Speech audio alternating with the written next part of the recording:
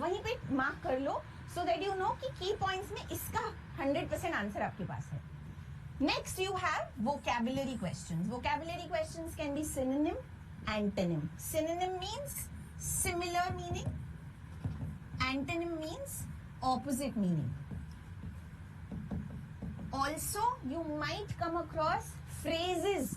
Synonyms, antonyms के अलावा you might find phrases based question also कि एग्जामिनर ने कोई फ्रेज यूज किया, आपको उसका मीनिंग बताना है.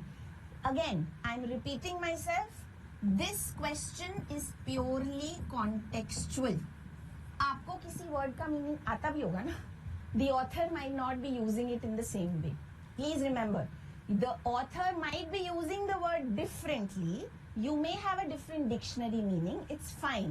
You have to focus on the contextual meaning of the author.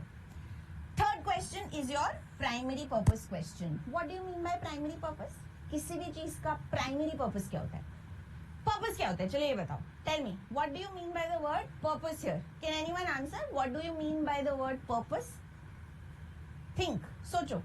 Primary का meaning मैं बताती हूँ. Primary means central. Okay? Primary refers to central. What do you think is the meaning of purpose? Purpose क्या होता होगा? सोच के देखो. इतना भी मुश्किल नहीं है. You can answer. Purpose could be no idea, not ringing a bell. Okay, let me help you out. Purpose refers to the reason for writing the passage, the main concern of the author. Why is he writing the passage? Remember, why is he writing the passage is the purpose of the author. Whenever a question is asking you primary purpose, आपको author का goal ढूंढना है. उसने passage तो लिख दिया, but passage लिखने का goal क्या है? What exactly is the reason for writing the passage? That is the answer to this question. So अगर आपको ये question आता है, what is the purpose of the author? How will you answer it? कैसे ढूंढोगे? Let me help you out with that. Go to the conclusion of the passage.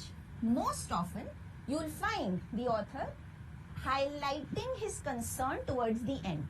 बहुत बारी आपको conclusion में ना author का reason दिख जाता है.